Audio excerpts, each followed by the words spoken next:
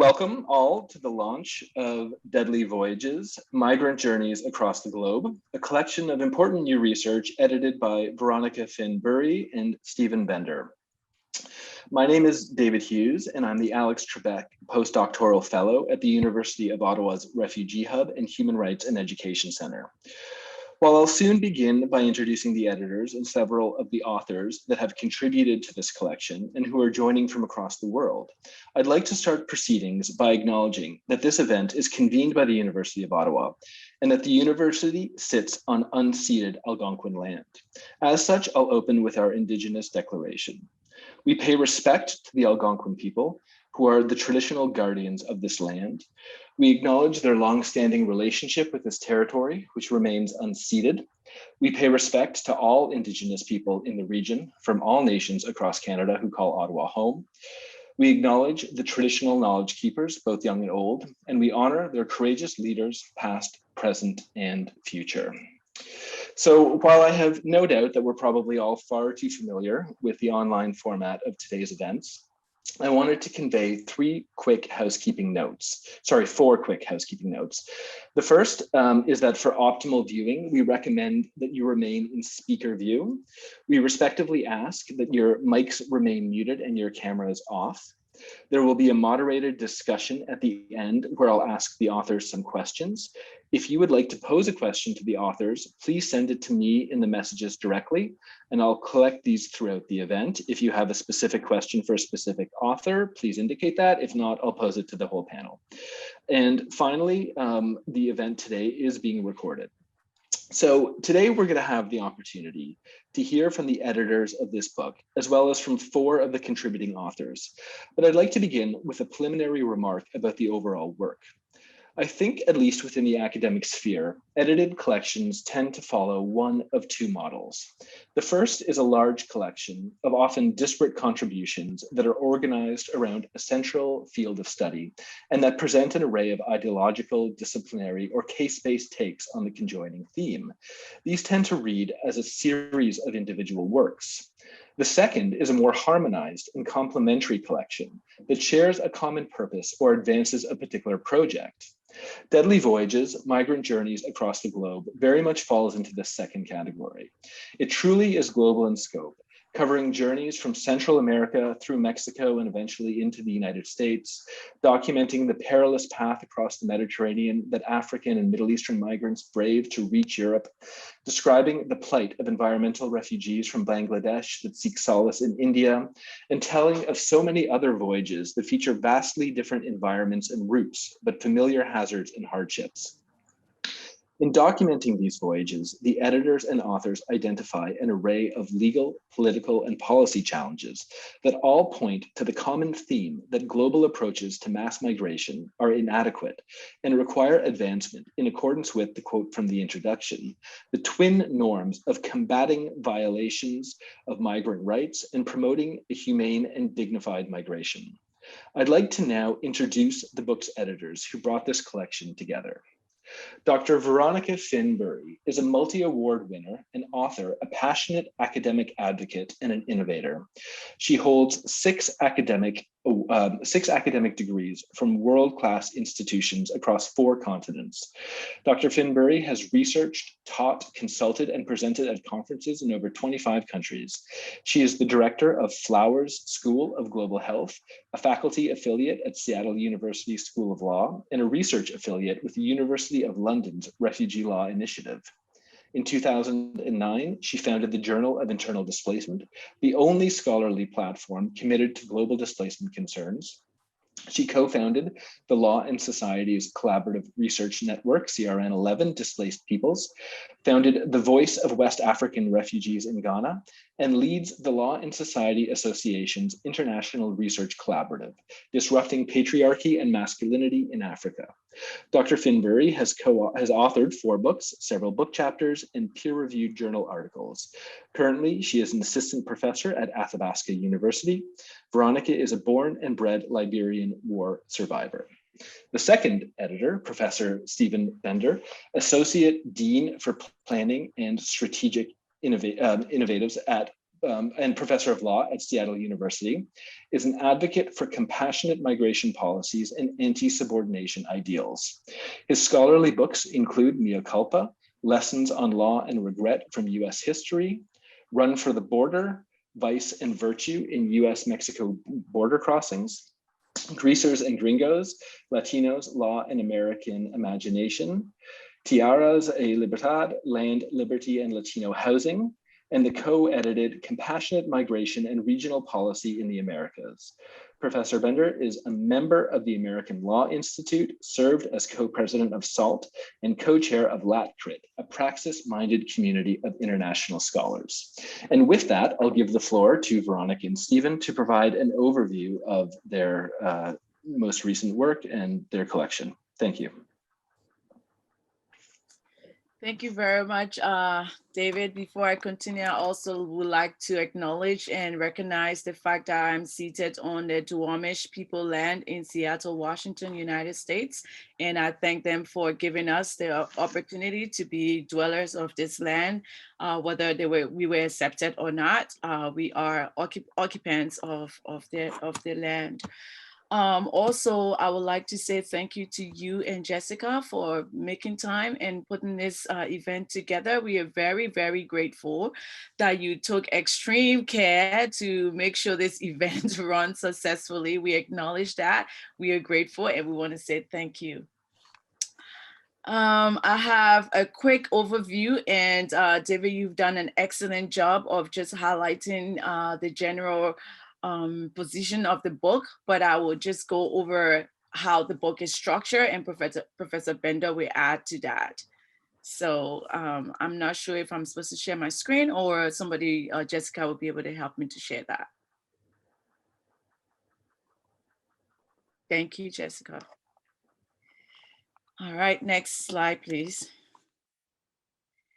The overview of the book is just going to give you a gist. I really encourage you to get a copy of the book. It's online with Lexington Press, but I just want to tell you a brief introduction, a background story that informed the birth of this book. The cover of the book has an image that I like to highlight and who we dedicated the book to, and give you an outline of all the chapters, especially with highlights on those that I'm presenting today.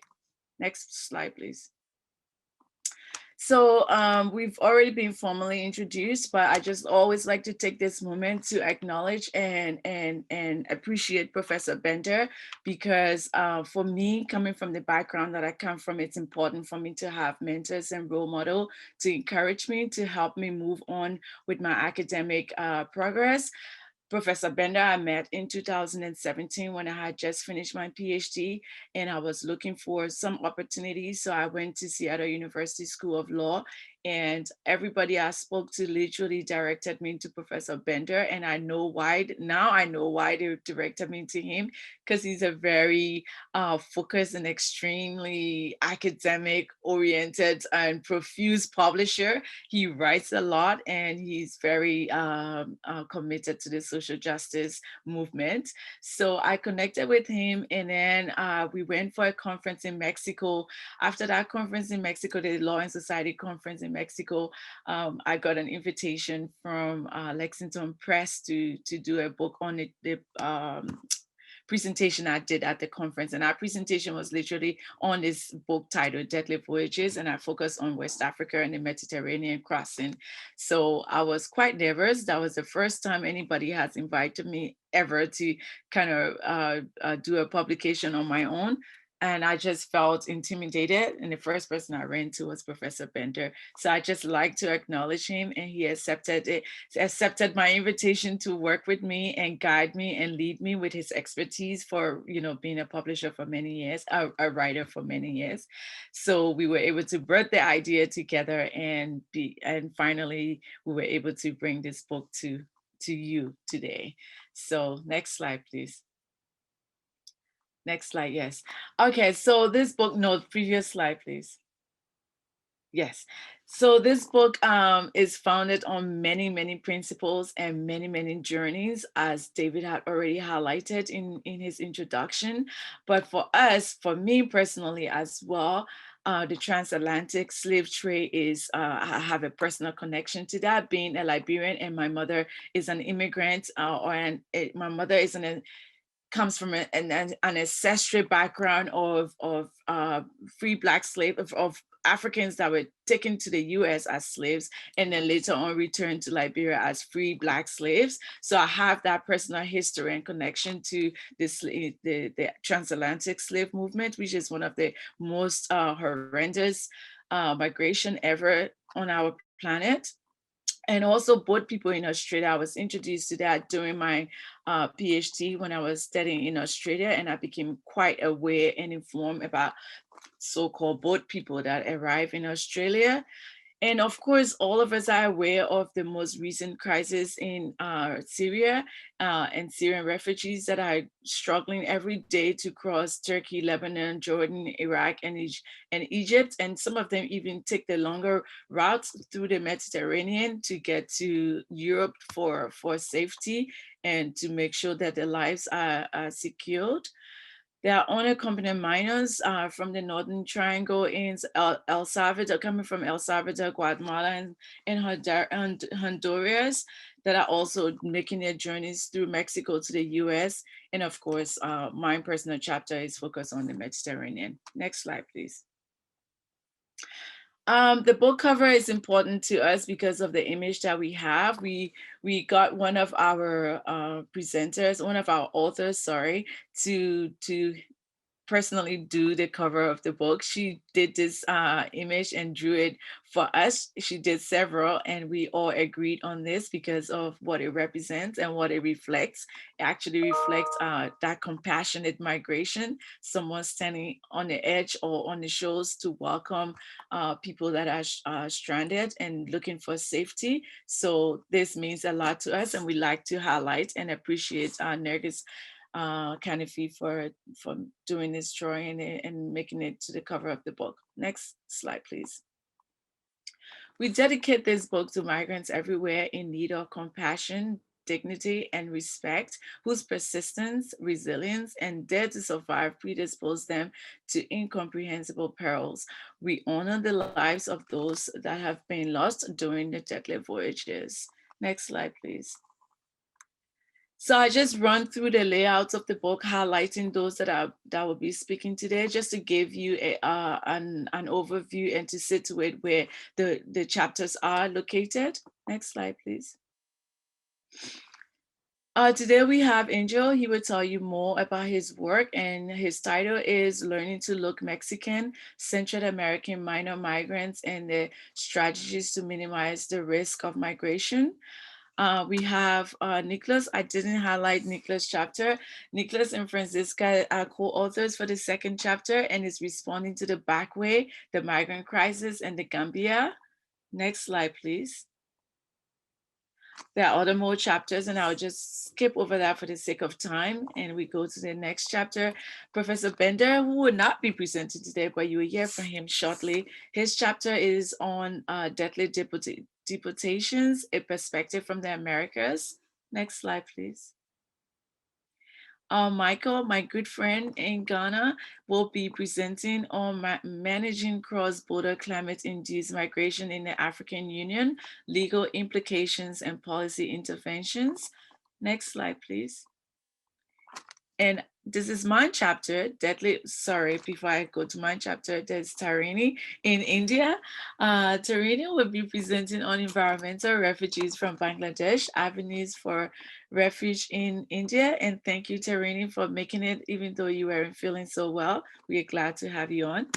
And my chapter is on deadly voyages of African migrants crossing the Mediterranean. I looked at the law and policy that AU and EU exchange and how they respond to address the migration on those that are crossing the Mediterranean.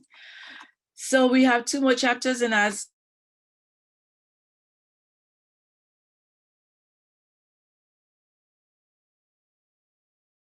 conclusion, can we move to the next slide? A couple of recommendations. The next one, please. a couple of recommendations and conclusions that we came out with. They're basically 6, but I would just highlight the first 3. This book's publication coincides with the urgency of an increasing number of displaced populations due to violence, conflict, insecurity, natural disaster, and climate change. The interdisciplinary book calls for a transformation in migration policy with drastic reduction in the peril migrants across the globe face when compelled to make treacherous journeys. And the book also seeks to inform, educate, persuade, and facilitate newer or less heard perspectives toward wider participation and influence within the forced migration and displacement policy debate. So I'll end here and give Professor Bender the floor to kind of add to what I just presented before we can move on. Thank you very much. Thank you, Veronica. Just a couple of quick remarks. One is that it's highly unique in academic writing that a co-editor such as yourself has the lived experience that you do that really inform the book. You know, you were a boat person, a refugee who survived a traumatic and a dangerous boat journey on the African coast from Liberia to Ghana as a child. And it's so unusual for an academic writing in this field to have their own story of survival, and it really launched this volume. In my own case, I'm the grandson of 2 Mexican immigrants, but they came at a time in history when being immigrants from Mexico didn't carry the threat of danger and death at every turn like it does today. So a couple of quick thoughts on the book. David mentioned how it's global in scope and encompasses global migration and threads those together. It also doesn't just focus on problems, it focuses on solutions and mitigating the deadly and dangerous consequences of migrant journeys. And as Veronica mentioned, it also has an emphasis on the causes of migration, some of which you're going to hear from today, from violence to climate change and disaster, which are particularly salient as well for the Americas, where many in the audience find themselves today. And then finally, to move us along, my thanks to Veronica for her vision and to the contributing authors for their insights, and to David and Jessica for organizing this summit and launch of the book, and to the audience for your attention to the migrant plight. Thank you. Thank you.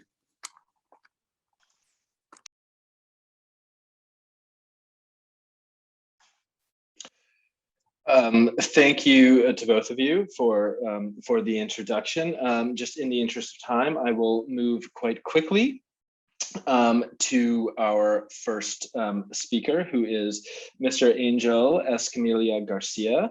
Mr. Garcia is a PhD candidate in sociology at Northwestern University in Evanston, Illinois.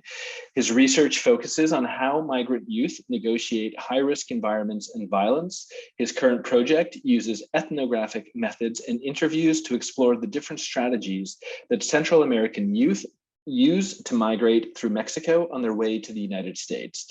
As Veronica mentioned, the chapter is titled Learning to Look Mexican, Central American Minor Migrants and Their Strategies to Minimize the Risks of Migration. Angel, the floor is yours. Hi, can you hear me? Yes, good. Can I share my presentation, right? I can use my own or someone else? You're gonna do it? Okay. Okay. Hi, everyone. Thank you for such a great presentation. I'm very happy to be here, and I'm very happy to share this research, which has been my PhD project. So the title of my chapter is Learning to Look Mexican, Central American Minor Migrants and Their Strategies to Minimize the Risk of Migration. Can you go to the next slide, please? Oh, it's okay. Yeah, exactly. Many of you know that in recent years there has been an increase in the number of Central American migrants moving to the United States, and something different from the Central American migration, the new wave of Central American migration, is that many of these migrants are minors. And because they are minors, they have special rights, and they also have like they are seeing differently usually. And in 2014, the United States had the first so-called migrant crisis of unaccompanied minors. Back then, the U.S. detained 68,000 so-called unaccompanied minors at their Mexican-American border. Since then, there has been an increasing number of unaccompanied minors with ups and downs in the number of arrivals. For give you a comparison, in 2019, prior to the pandemic, there were 72,000 roughly detentions at the U.S.-Mexican border. So it's an increasing number, and it has a lot of debate, political implications that I will not cover. But many of these kids, most of these kids, come from three countries: Honduras, Guatemala, and El Salvador. And these three countries represent the so-called Northern Triangle of Central America, which also has an historic, it's historically been known for civil wars, for natural disasters, for gang violence, etc. But something that they all have in common is that they, many of these unaccompanied minors, many of these minor Central American minors need to cross Mexico to reach the United States. Mexico is roughly 2,000 miles in length, and to get to the border, they need to cross it. So back then in 2014, I have this puzzle, this question: how is that, considering that we know that the crossing of Mexico is dangerous, it's full of violence, it's full of detention, how is it they are willing to do it? How do they face this violence? And I was trying to really know their actual experience in the more micro sense. How is that they actually face and solve or not the violence that they face during their journey? So since 2014 until 2019, and I just came from the border recently, I visited 25 organizations dedicated to serve migrant children in Mexico, Guatemala, and Honduras.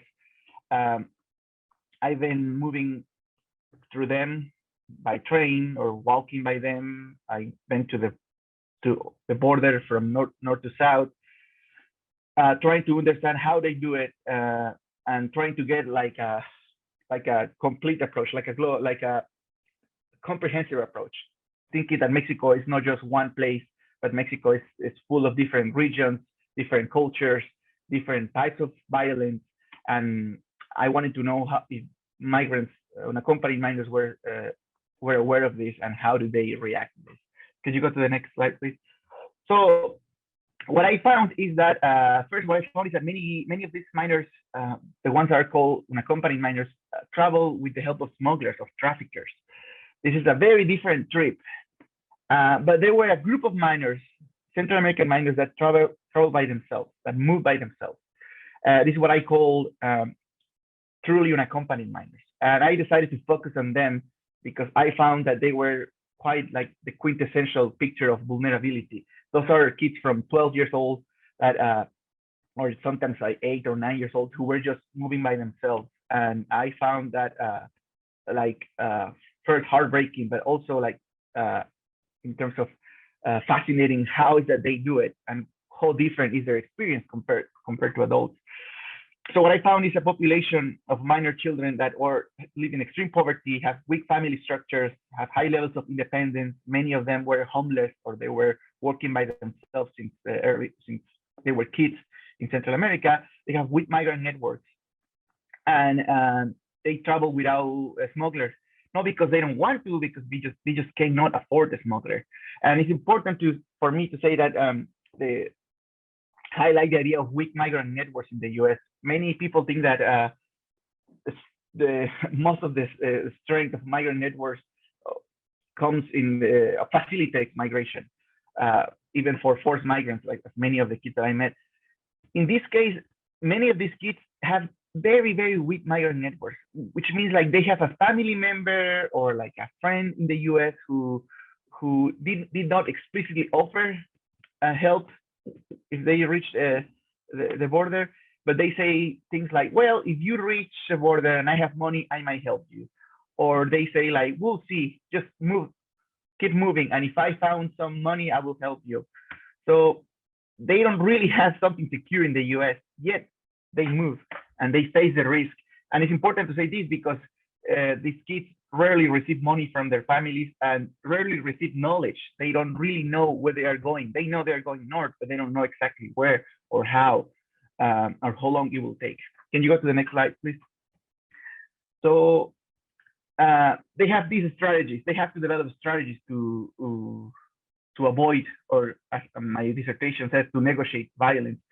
And how do they do it? Well, first, they have all kind of information and knowledge from organizations and institutions. This map that you're seeing here is a pamphlet. It's the size of a A4 page.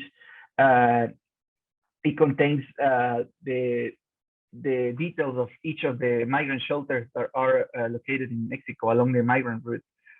It has the name of the shelter, the place, what kind of services offer. The map also offers information about weather, about whether the railroad is good or not, or also offers a map of like the name of the places that are in many cases different from what they know in Central America. And you see this map and you kind of see, okay, well, there is plenty of information. The problem is like there is way more to know than just know what's the name of the cities or what kind of places they are. Even if you know the name of the shelter or of the dining place that can help you in a place in Mexico, you need to know exactly the location in the city. So you need to ask around. You need to know if there is police around. You need to know many things that are not expressed in this paper. Also, these papers are made of paper, so they don't last longer, and usually they keep them as treasure because there's so much information. But they rapidly learn that there is more to know. There's another paper that I just collected from my trip in Mexico. This is more portable, and now it's kind of waterproof, so then it lasts longer for them. Can you go to the next slide, please? And so what kind of strategies they do to solve the risks that they face? Well, first, they try to move in the periphery from adults. Something that I found in 2014 and 2015, which is that kids, especially those who were by themselves, they had, especially the ones who had negative experiences with adult migrants, they try to move along them, but in the back. So for example, they will walk in the same railroad that adults, but far away enough so then they can run away, they're being attacked, but close enough so then they can follow those who already have experience moving. They do that in all kinds of places. And migrant shelters, they try to eat in a different place if they see that the adults are dangerous. But it's something that was very obvious, which is that adults are not just, especially migrant adults, are not just a completely source of help, but they can also be harmful. And therefore, if they don't feel it, they can move. So they have. They also learn how to look Mexican because Mexico knows that many of the kids are from Central America. They are looking for unaccompanied minors, so they keep the U.S. Army, the police, immigration officers are always trying to look for these kids, and they try to. And kids learn this, and they try to change their appearance to look more Mexican. One of the main ways to do it is changing their hair. Central American kids that I met, they say Mexicans do not have a good hairstyle, and it's true. As a Mexican, I can see the opposite. They have a lot of styles, and I don't have. Can you go to the next slide? They get deported a lot of times, and something that I want to emphasize is that the dangers that they are doing. I've been doing this work in 2014, and I finished in 2019. In total, I collected 86 interviews with these minors in different parts of Mexico. This map represents the cases of robbery that they expressed during my interviews and that I collected while I was traveling with them. As you can see, robbery happens across the country. There is not a space that is empty. The spaces that are empty because they're just rarely crossed there, or sometimes they move in a different way. But the borders, especially the southern border, is pretty dangerous for kind of robbery. Can you go to the next slide? And this is another chart just to illustrate kind of the dangers that they face. This is the percentage of from my total sample, the percentage of kids that suffer certain type of violence. And you will see how men or young kids, half of them experience robbery while moving to Mexico, 25% of women did, and non-cisgender, 33%. Something who is striking here, this is a chart that I just built for my data, is the high level of sexual violence that women and non-cisgender youth experience, as well as discrimination, for example, for the case of non-cisgender, and physical violence. So the violence that they face during the journey is a reality. They do face it, and as I learned from them, it's almost certainly that they are going to suffer some kind of violence. So they have to develop all these strategies. How successful they are not exactly successful, all the strategies, but they teach them, they learn from experience. Something that I learned is that they learn to be less afraid. And even deportations are a source of experience. So while you might think, while you might think that deportation might deter their movement, on the contrary, kind of help them and encourage them to keep trying again and trying a different route or trying a different strategy. So the strategies in my chapter are just one set of many that are being developed, and the strategies have changed a lot since 2015. And I'm going to stop here. Can you go to the next slide? I'm going to stop here. Thank you.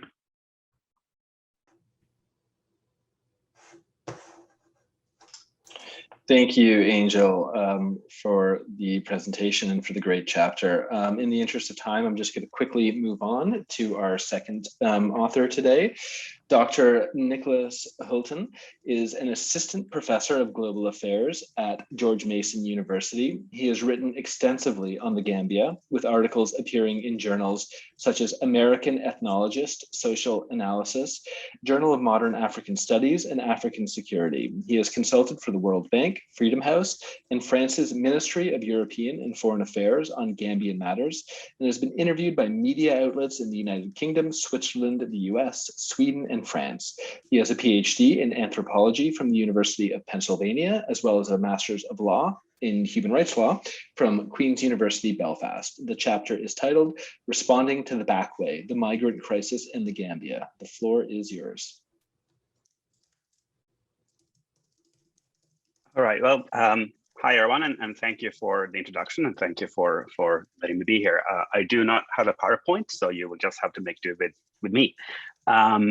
So the chapter that I'm going to talk briefly about, it's co-authored with Franziska Zanker at Freiburg University in Germany, and it's kind of the culmination of both of us having quite a bit of experience researching in the Gambia and other parts of West Africa in various ways linked to the migration issue.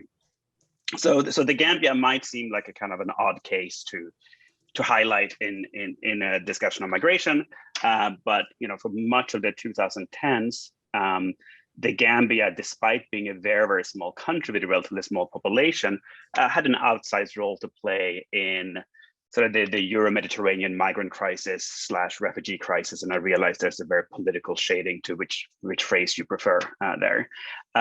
So the Gambia has a population of just around $2 million people, and it's about the same size as the US state of Connecticut.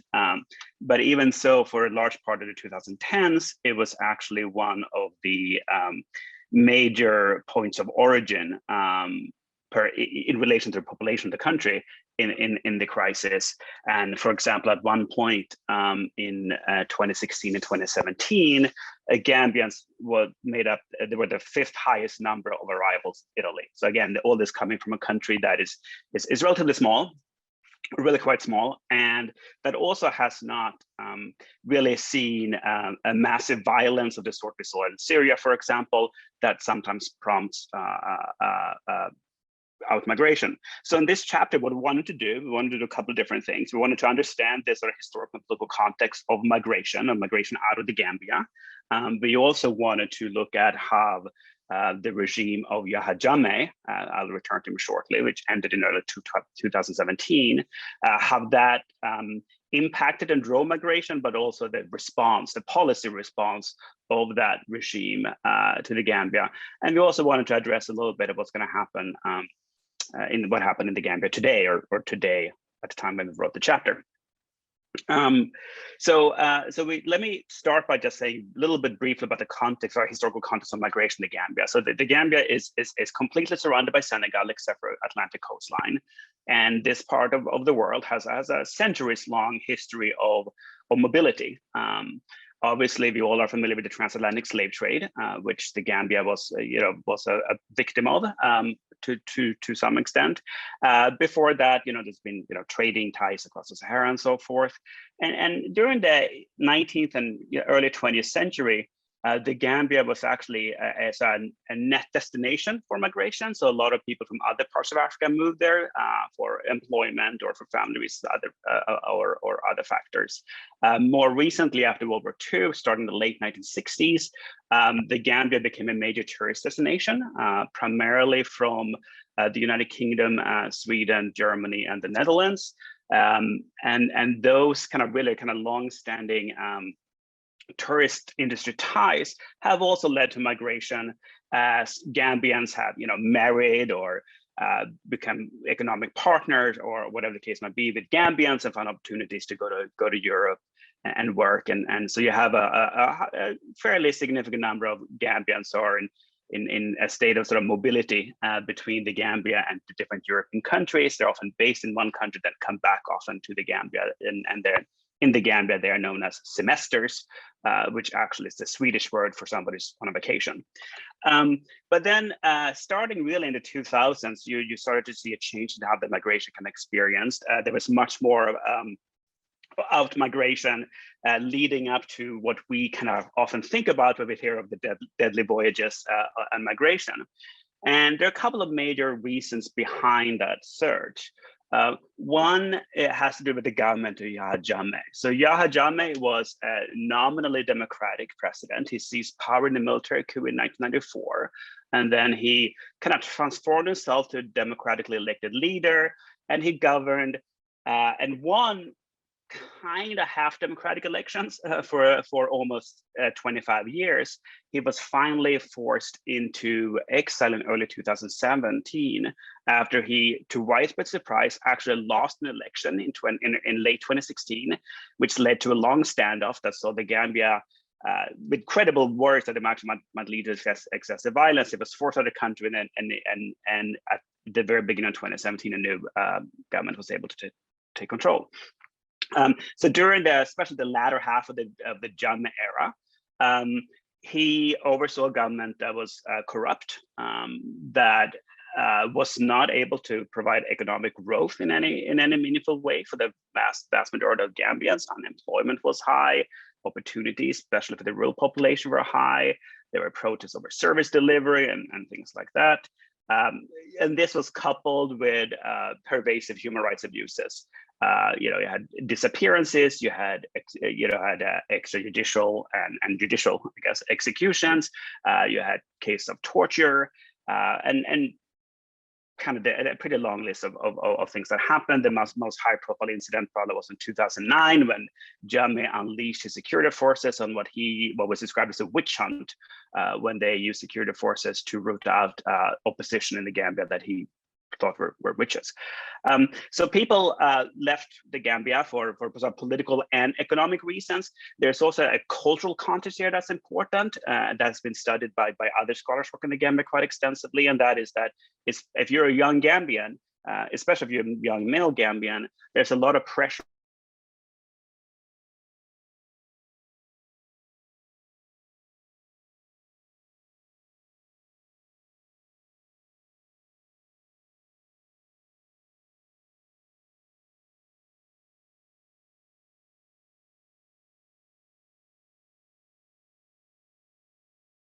or the focus on the success stories, the ones that make it to Italy or Spain or Germany or whatever the case might be and are successful.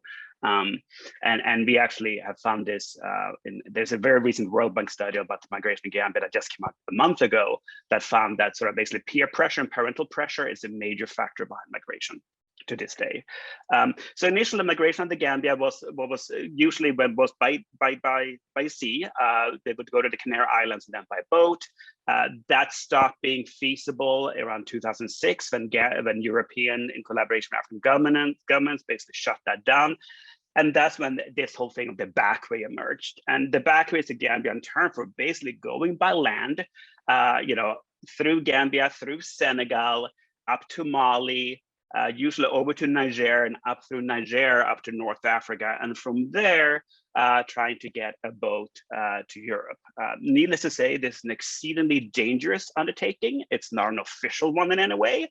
It's an organized one in the sense that you have informal groups. Some of them are criminal groups. Some of them I would not describe as criminal groups that provide for this kind of journey. There are plenty of incidents of people suffering all kinds of abuses.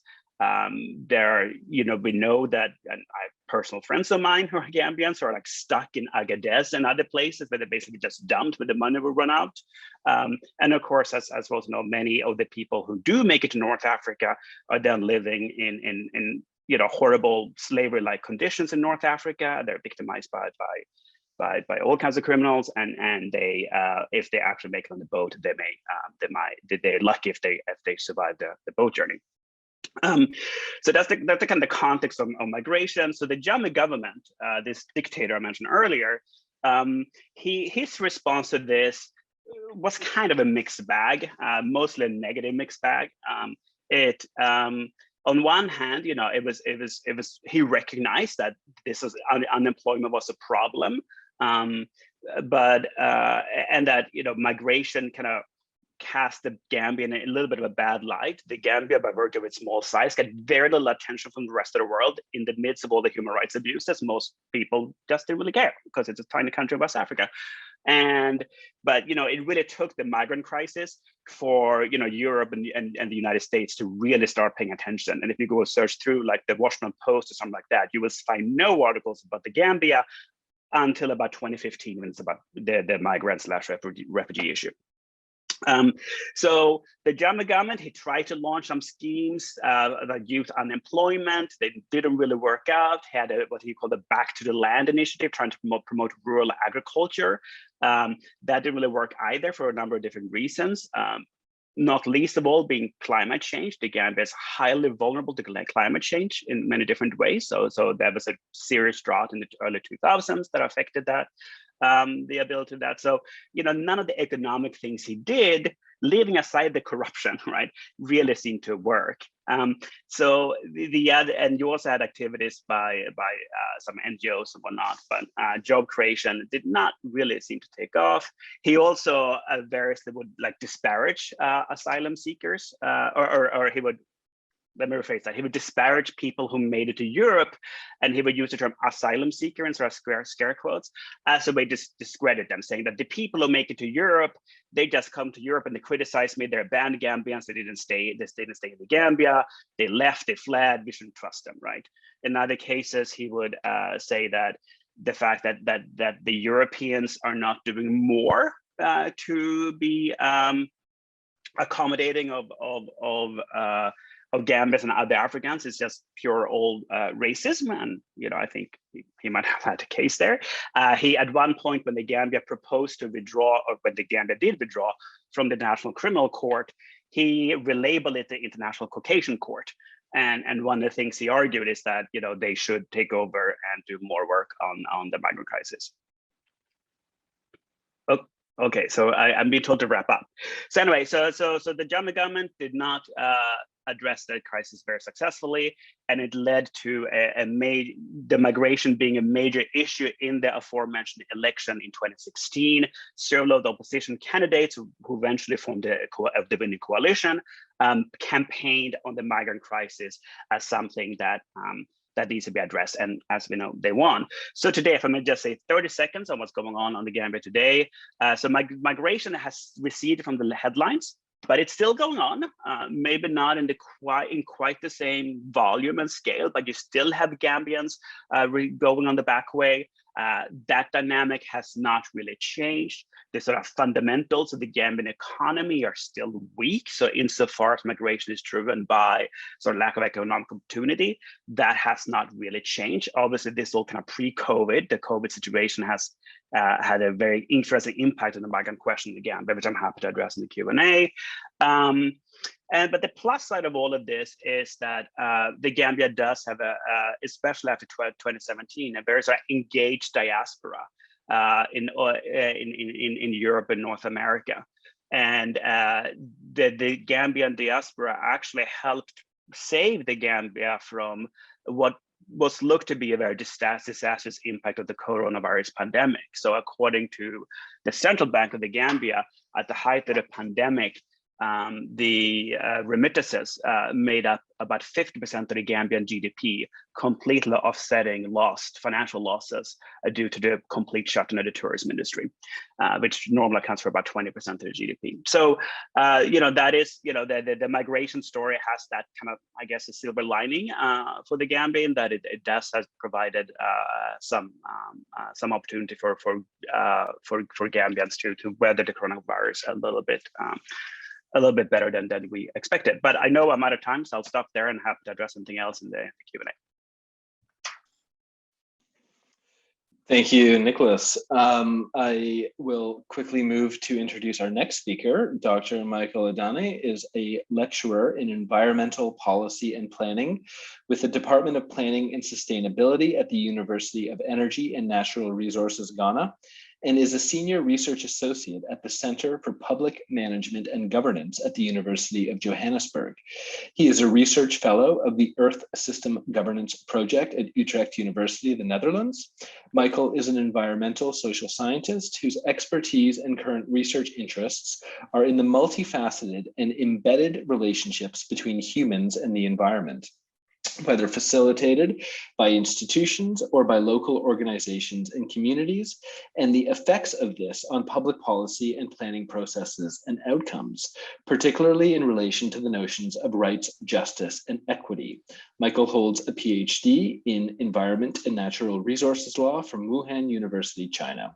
The chapter is titled Managing Cross-Border Climate-Induced Migration in the African Union, Legal Implications and Policy Interventions. The floor is yours.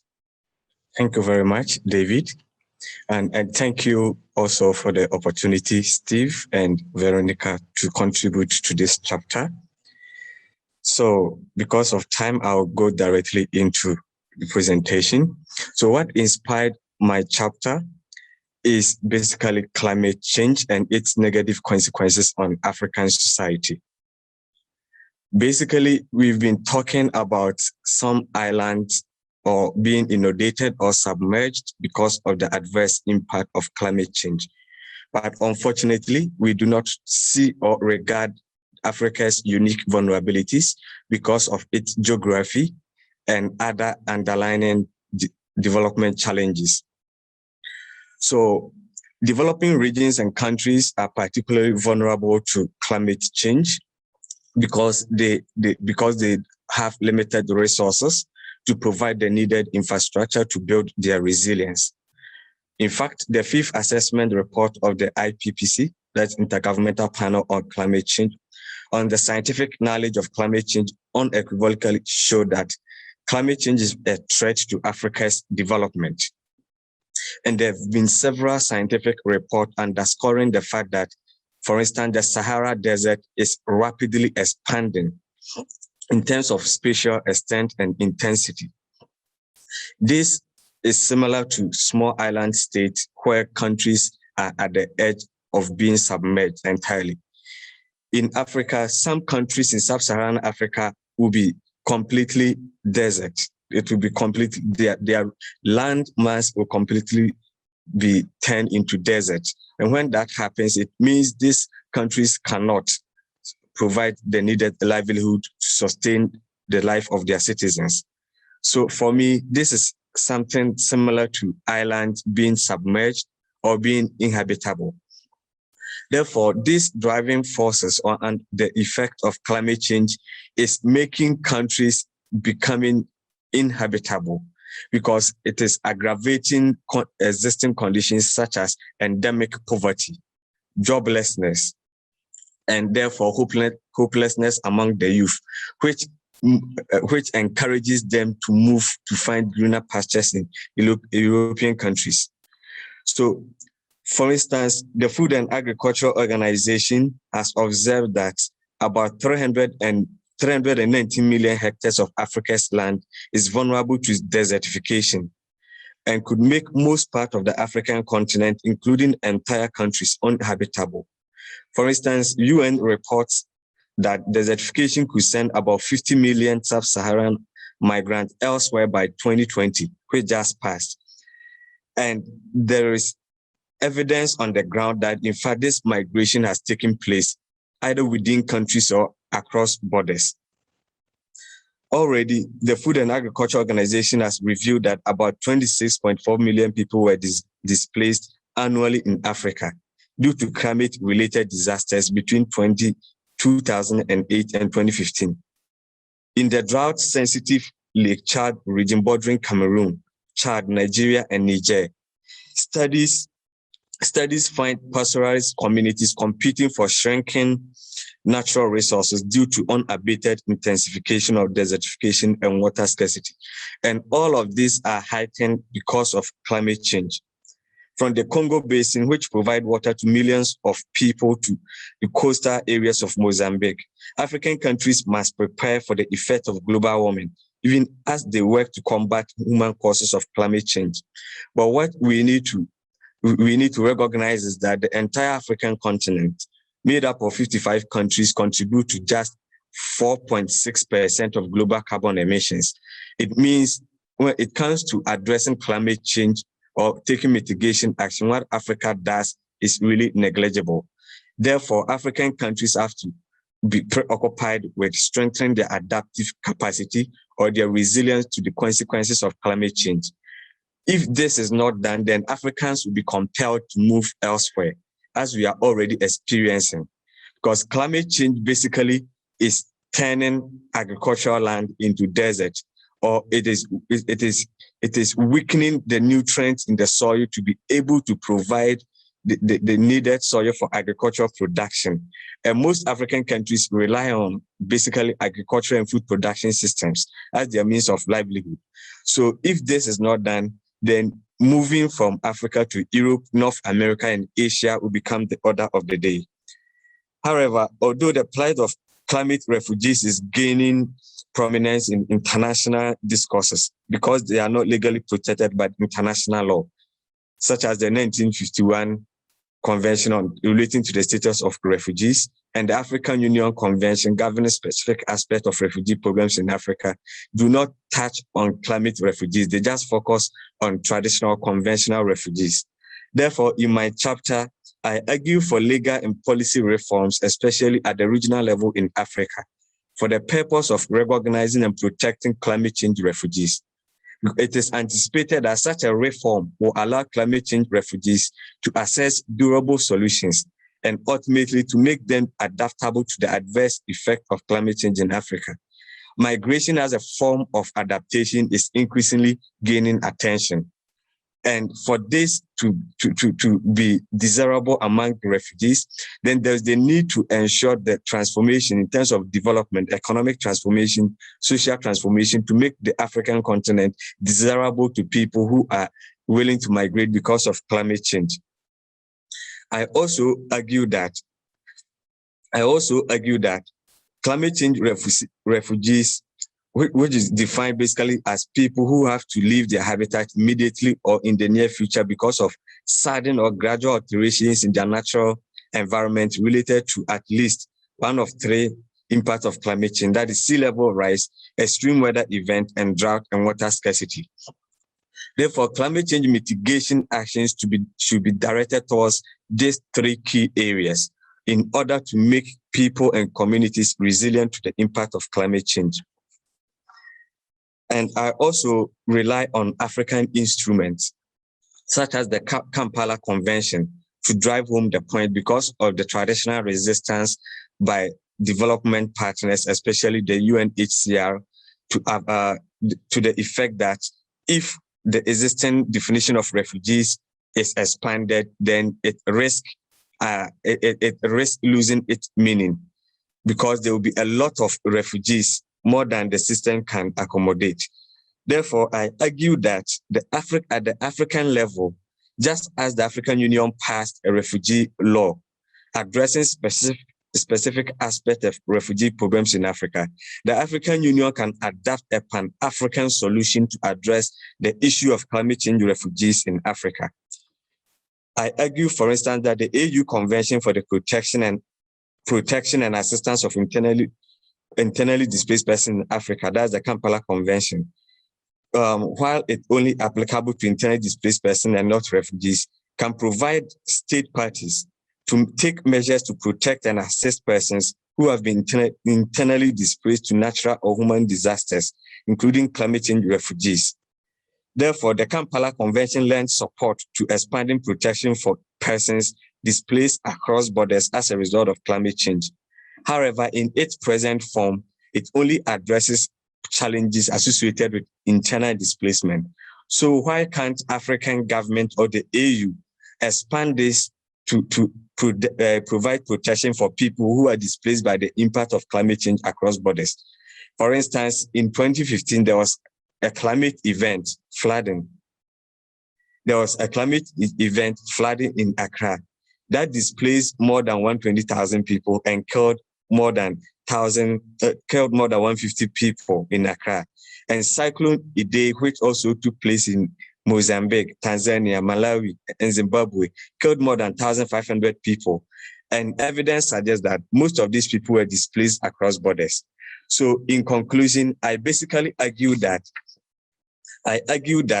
the AU should focus on granting protection to climate change refugees within the African continent, so that these people will not have to embark on this perilous voyage of no returns mostly.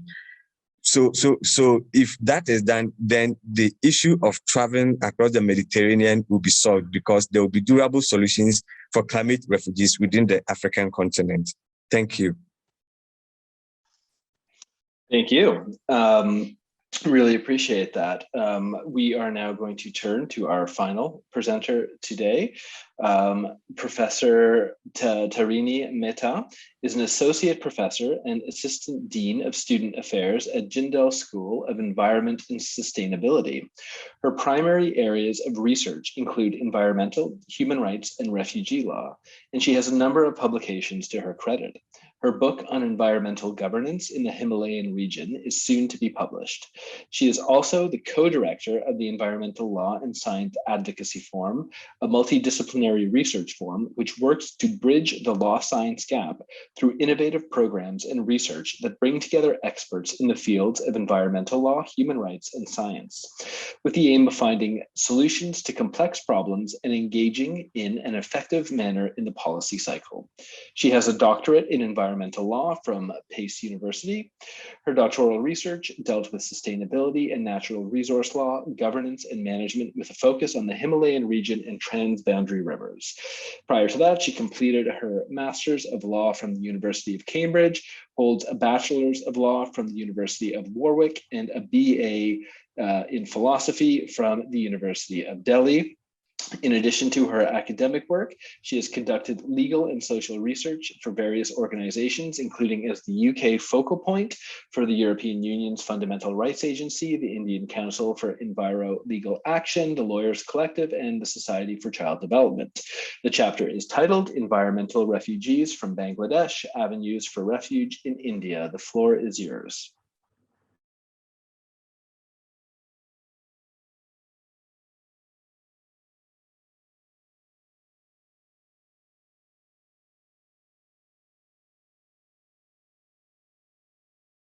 And I'm glad I'm following Michael, because he's given a wonderful overview of the legal challenges faced by environmental refugees in particular, which is what my chapter focuses on.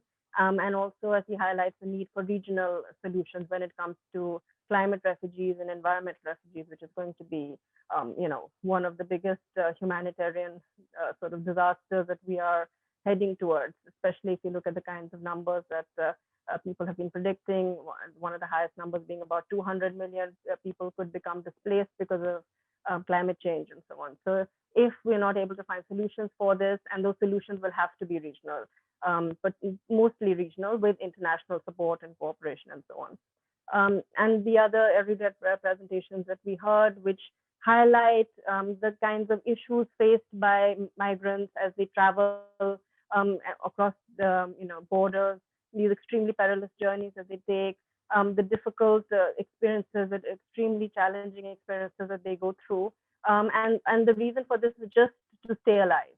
And just to give their families to a chance at life. That's just for life, just to hold on for life. They're taking these perilous journeys. And the chapter that I have written focuses on environmental refugees entering India from Bangladesh. And the reason why I focused on Bangladesh is because it is one of the countries, along with the Pacific Island nations, which is going to be highly affected by climate change. And it already is being affected by climate change. It has been estimated that by 2050, 1 in every 7 people in Bangladesh will be displaced due to climate change. Bangladesh is extremely vulnerable to sea level rise and river erosion, and the country could lose between 11 to 20% of its land by 2050. Up to 18 million people may have to relocate because of sea level rise alone. And already you have certain islands. Bhola Island, which is the largest island of Bangladesh, has already been submerged because of sea level rise. And 500,000 people have already been rendered homeless as a result of this. Another major issue in Bangladesh is floods. And the average number of people who are displaced annually because of floods in Bangladesh is estimated to be over 1 million. And this is a regular occurrence. They inundate about a quarter of the country every year. This is a normal occurrence in Bangladesh because of the erratic rainfall in the Brahmaputra Meghna basin in the system, the Himalayan glacial melts that are taking place and so on, rising sea levels. So all these climatic changes, environmental changes are impacting the life and health of people living in Bangladesh.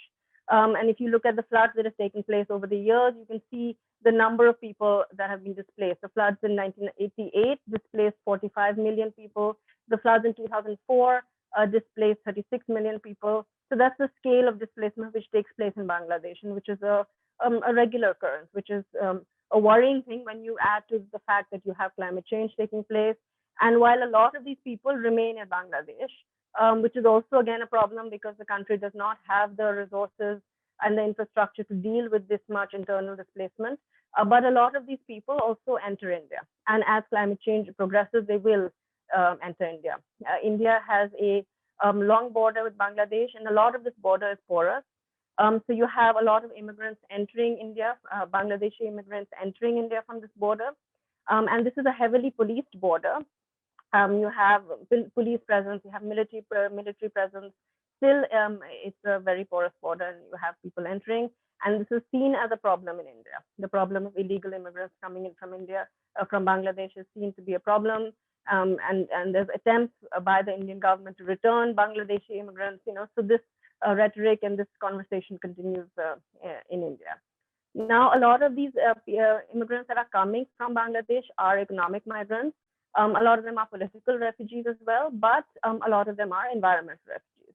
Now, when it comes to environmental refugees, as Michael also highlighted, the biggest problem is that there is a complete legal vacuum. There's a complete legal gap when it comes to even down to the definition of an environmental refugee, the protection that an environmental refugee will get under international law. Those that migrate across international borders therefore find themselves in this sort of a complete legal vacuum. And they are not given adequate protection under refugee law. And the key convention under international law is the 1951 Refugee Convention, which does not include environmental refugees within the definition of refugees. Now, there's a debate and there's a lot of work going on trying to include certain categories of environmental refugees under the 1951 Refugee Convention. But again, this is going to be an uphill battle. It is still highly debated and so on. So the next regime that one turns to then when it comes to environmental refugees is the human rights regime. And the ability of the human rights regime to deliver on its promise of protecting human rights, of being this regime that that provides and that guarantees rights for all people just based on their humanity. The ability of the human rights regime to deliver on this promise is going to be a great mark of its effectiveness. But again, it is also extremely debated that how successful will it be, but also this is a solution that needs to be explored. And my chapter looks at the human rights regime and places it in the context of India, in the context of Bangladeshi refugees entering India. Now, India also is an interesting case to consider in this regard because India is not party to the Refugee Convention. So again, the human rights regime becomes the regime that one needs to look at when we are trying to protect refugees that have entered India. And of course, when it comes to environmental refugees, the 1951 convention doesn't apply. So in any case, one needs to look more strongly at the human rights convention. In the human rights world, you have, of course, the Universal Declaration of Human Rights, you have ICCPR, you have the International Covenant of Economic, Social, Cultural Rights. Now, within this, these human rights, these key documents of human rights, some of the rights are tied to citizenship or to residence status and so on. But then there are other rights that are so fundamental in nature that they go beyond the bounds of legal status. And their value stems from their relationship to the very core of human existence. And the right to life is one such right.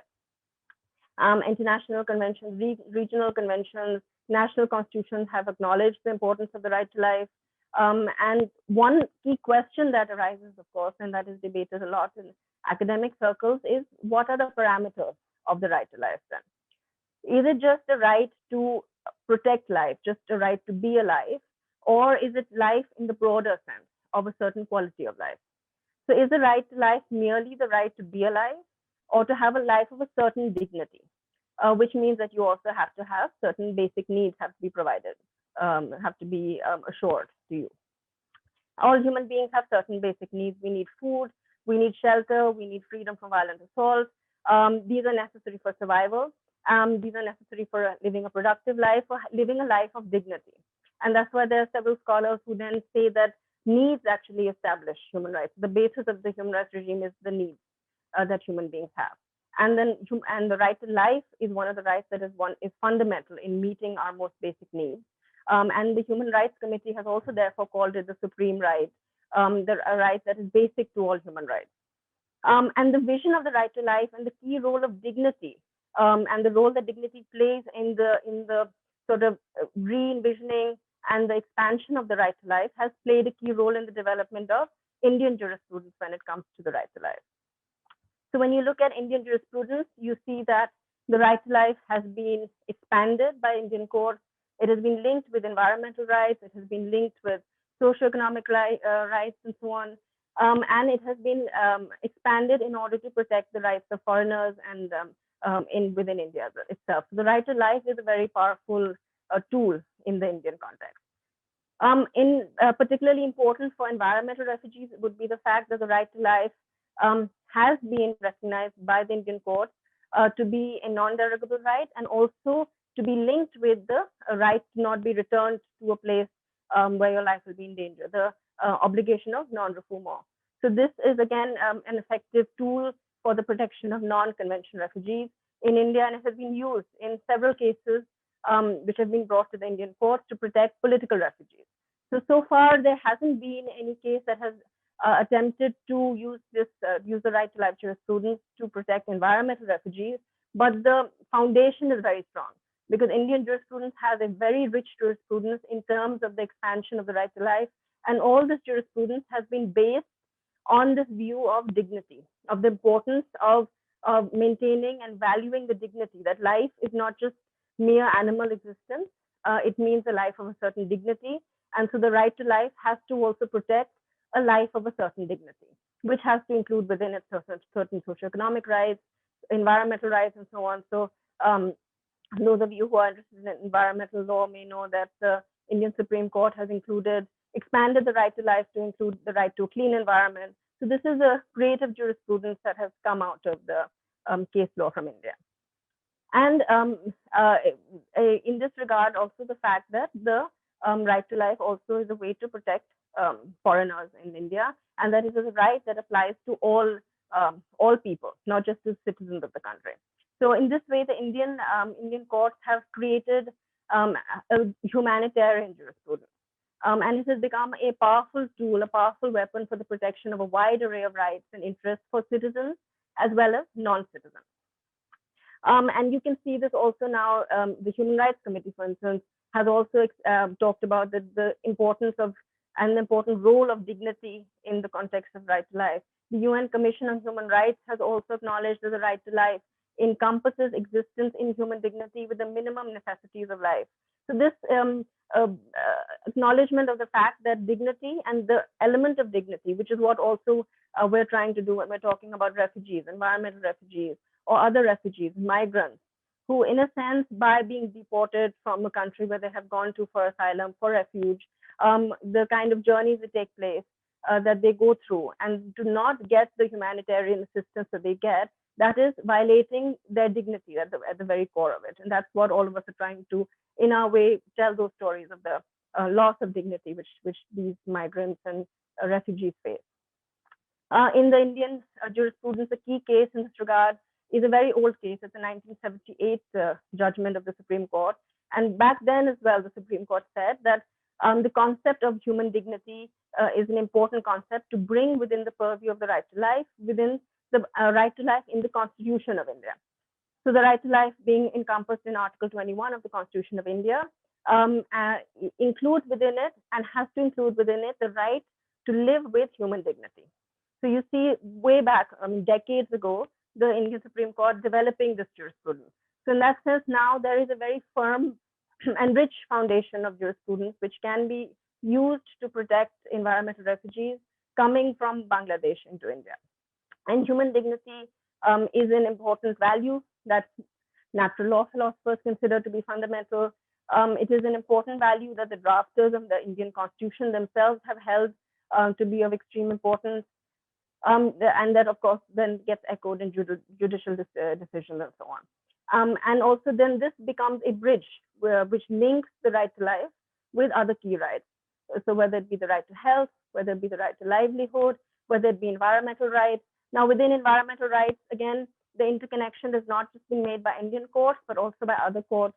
So you have the Inter-American Commission on Human Rights, which has also made a connection between the right to life and environmental rights, and this symbiotic relationship that the right to life has with other rights. And this was, of course, a case dealing with the rights of the indigenous Yanomami Indians, in which the Inter-American Commission on Human Rights stated that environmental degradation can give rise to an infringement of the right to life. So again, you see this expansion happening at the international level, and also you see this being echoed in Indian jurisprudence. And in Indian jurisprudence, we've had this for decades before. So in that sense, the right to life is something which can be considered, which should be considered further, and which, of course, on a practical level, lawyers can bring cases to court, whether it be lawyers in India, whether it be lawyers in other parts of the world. In that case, in that sense, sort of develop the jurisprudence further for the protection of environmental refugees, for the protection of political refugees as well, but also the protection of environmental refugees, because of this legal gap in which, as of now, under international law, there is no actual legal document or legal sort of protection of environmental refugees. They're a group of people who are completely in a sort of legal limbo once they leave their country. They're not refugees under the 1951 Refugee Convention, so they're at the mercy of the country where they're trying to enter. And if that country, on the basis of humanitarian grounds, does not accept them, then that's great. If it doesn't accept them, then so there's no international sort of assurance or right protection convention as such as of now for environmental refugees. Will there be in the future? I personally am doubtful about that because of the fact that the politics, the rhetoric of national security, this rhetoric is something which, when you look at it in the Indian context as well, one can see this in the cases that are coming to the courts regarding political refugees, where national security is used by the court to sometimes even allow the deportation of a political refugee. This has happened with the cases which have come regarding Rohingya refugees to the Indian Supreme Court. But also you see this in the international arena. You see this in all the dialogue and debates that go on around illegal immigration and refugees, where you have the concept of floodgates opening up. So you need to, close borders. You need to protect the national interest and the national security. So now this is something which will need to be broken down. And when you look at this in the context of a broader international convention, then it becomes even more impossible to think that as of now, the international community is actually going to come together to draft such a convention or to expand the definition of refugees under the 1951 Refugee Convention.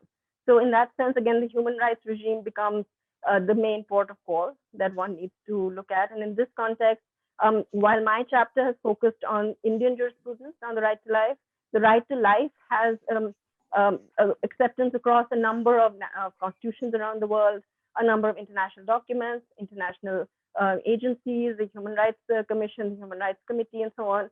So in that sense, there's already an expansion taking place and an acceptance of the linkage between the right to life and environmental refugees. Now, in terms of sorry to jump in and to interrupt you. I really apologize, but we are running out of time, and I do want to save some time for the Q&A and the discussion. So, do you mind just concluding? Thank you. Yeah. So, this was anyways my last point is the expansion in terms of international law that has taken place is the decision of the Human Rights Committee in Te Tota v. New Zealand, which is a positive development, again signaling the recognition that climate change impacts trigger obligations in non-refoulement, and also the linkage between the right to life, that the right to life of these people, climate change refugees, is something that needs to be considered, and that something is impacted, and therefore the obligation of non-refoulement arises. So you see these legal developments taking place. So the right to life can in fact be a powerful tool that can be used on a practical level by lawyers, and also in terms of academics, in terms of research, and in terms of international sort of expansion of international definitions and so on when it comes to environmental refugees. Thank you very much. And thank you to all of the authors for your wonderful interventions. So as we only have about 10 or 12 minutes left, what I propose we do with the remaining time is that I pose a couple questions to the panel and to the individual authors, and then we'll go through in the order that we presented today, you can provide a quick response. So I'll ask a question about each of your chapters, which I enjoyed reading very, very much. But I also wanted to pose a question that Nathan asked in the chat that I think really does tie together all of the presentations in a quite astute way. And that was that it is striking to see that many of those who undertake these deadly voyages fall outside of the existing refugee protection regime. Unaccompanied minors migrating from Central America to the US often do not fit existing refugee definitions. Michael highlighted how those displaced by climate don't fit those definitions either. So how do we bridge the gap between current legal definitions of protection frameworks and the actual realities of forced displacement? If you could think about that question as you give your answers. I also wanted to pose a couple questions to some of the authors. The first one was to Angel. In your piece, you talk about the strategies that unaccompanied minors rely on, and these are largely dependent on the sort of the informal transfer of knowledge. And for those who haven't read the piece, there's these anecdotes, these sort of counterintuitive anecdotes where somebody is robbing an unaccompanied minor while also giving them advice about hairstyles and fashion and how to fit in within Mexico. So, do these sort of transfer of knowledge, like the migrants are both very reliant upon this knowledge, receiving this knowledge. Is there, sort of more efficient, better ways that this knowledge could be communicated? to the migrants. So if you could speak to that, that would be great. And Nicholas, your presentation, your chapter, I thought did an excellent job of detailing the significant political role that migration assumes within the Gambia, and that this features on a few different levels, domestically within electoral politics, regionally as far as relationships with the European Union and ECOWAS go, and of course internationally in relation to the International Criminal Court. So I was wondering if you could talk about how migration serves almost as a political tool for officials within the Gambia, and how this differs at the domestic, regional, and international level. And then, Michael, I think this is sort of a dual question that would work for both Michael and Tarini. And you both talked about the need for expanding the refugee definition, and you looked at different frameworks within which it could be expanded out to include climate refugees and those who are forced to migrate due to environmental factors. The question I always ask when it comes to expanding the definition of refugees and the implication that the 1951 convention is no longer fit for purpose is, do you have any faith that if the 1951 convention was to open up, we would end up with a stronger document than the one that we have? My sense is that we would not, and that states would be looking to narrow the definition of refugees, and that this might in fact be a counterintuitive experience. But I will go back to Angel and see and we'll go through. If you could keep your answers to about 2 minutes, that'll get us to the end. So thank you very much. Okay. I also want to say that this is a great question, a question that everybody wants to ask.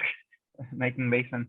It's like, what do we do? Yeah, I have many thoughts about it.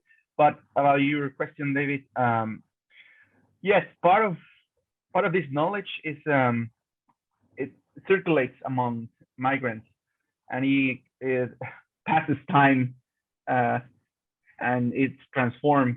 One of the chapters of my dissertation is on rumors and reputations of places, because what I found is like these kids and pretty much all the Central American migrants moving through Mexico, they don't have reliable sources of information.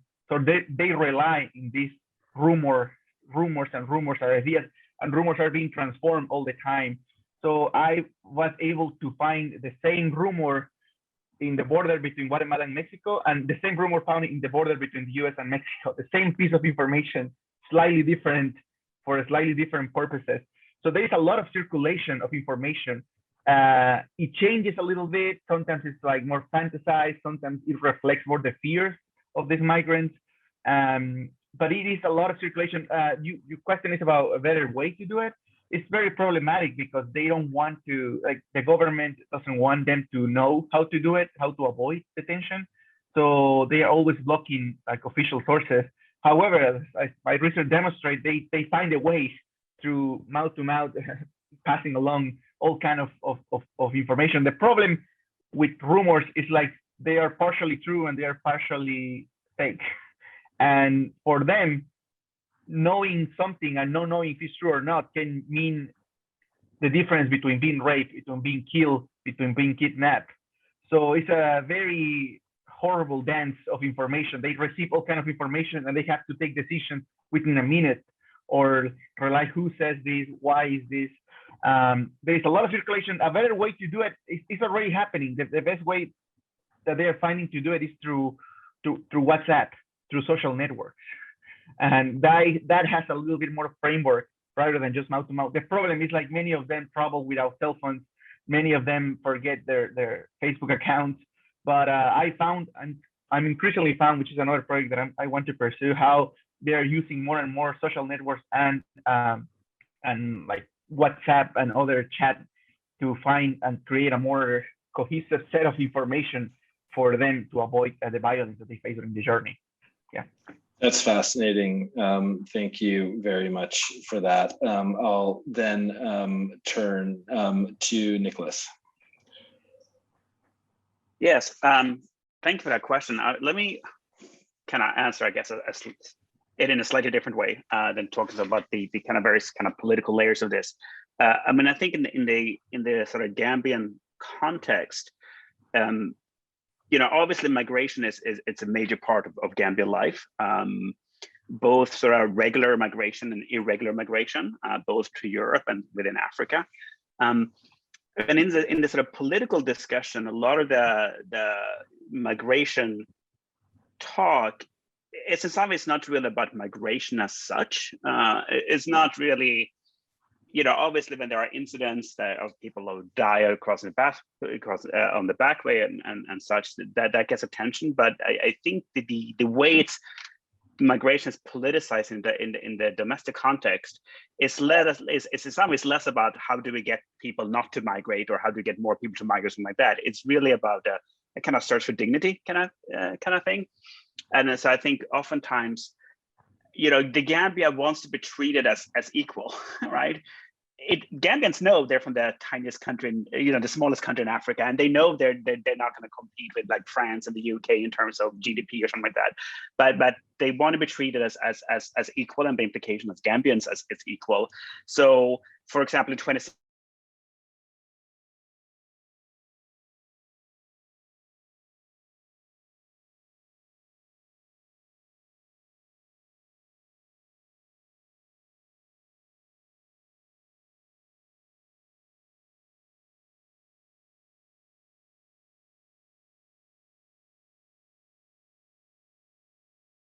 What are we doing wrong?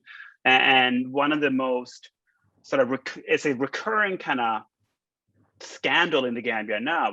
I don't think there's any evidence of this, but it comes up in Gambian media from time to time that different ministers, like the interior minister and so forth, has been taking kickbacks from from European countries to accept return migrations, right, or return migrants, so that the EU or, you know, Italy or something just pay somebody on their table to issues or to smooth over the process. And that rhetoric often then is shaped less about the sort of the legality of migration as such, because, you know, the average Gambian does not really care about what the, you know, treaty, what the 1951 convention says or does not say. But in the sense that it's Gambians are in some ways not getting a fair shake globally, right? And I think that obviously speaks to the legal issue, like how do we redefine migration legally to address the reality of the reason that people do need to seek a better life. But I think in a sort of more ephemeral kind of way is this sense that, you know, the Gambians are kind of like have very little control over how they're doing things. So a lot of things like, you know, return to the land and whatnot kind of calls that happen under Jammeh and happen to this day are kind of couched in a sort of reclamation of sovereignty kind of process. So that's kind of political role that I think migration often plays in the Gambia. That's great, thank you. And I will now quickly turn it to Michael and then Tarini for the last literally two minutes for the final words. Thank you, and sorry for the short speaking time. Thank you, David. Yeah. So what I would say is that I will still argue that when the definition is expanded, it will not weaken protection.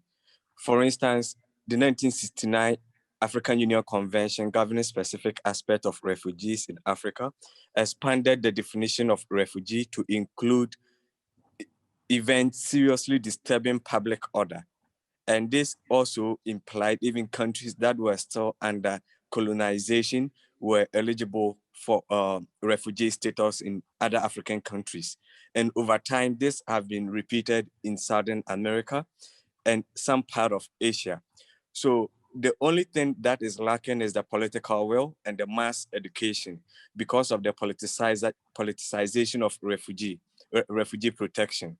So there is a need for the international community or even the supranational organizations at the continental level to come up with a roadmap, a policy and institutional framework to ensure that when the refugee definition is expanded to cover environmental or climate refugees, they are able to come out with parameters or criteria to make sure that only people migrating from countries that is severely impacted by climate change are eligible for refugee status.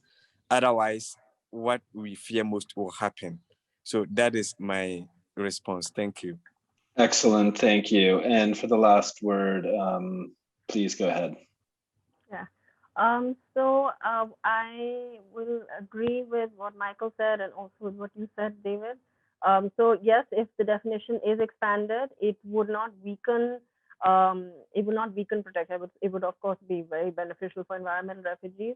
But when you consider in the context of the political climate, you consider the fact that even political refugees which fit the definition of refugees within the Refugee Convention have a hard time getting refugee status in countries that are party to the Refugee Convention. And you consider this whole floodgates argument, borders being closed.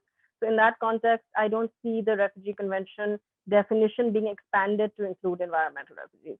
Also because environmental refugees is not just, the definition is very tricky.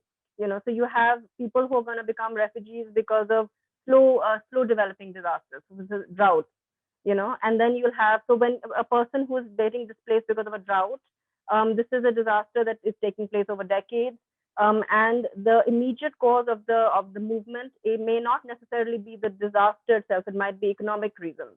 So there's this complexity with economic reasons and the environmental disaster. And of course, then there are those people who will move because of an immediate natural disaster, so a flood, or a sea level rise and their house washes away. So those are very clear-cut cases. So in that, this becomes another complexity with environmental refugees. So how is that going to get captured within an expansion of the definition in the 1951 Refugee Convention, where you already have countries fearful of the floodgates argument and floodgates of refugees?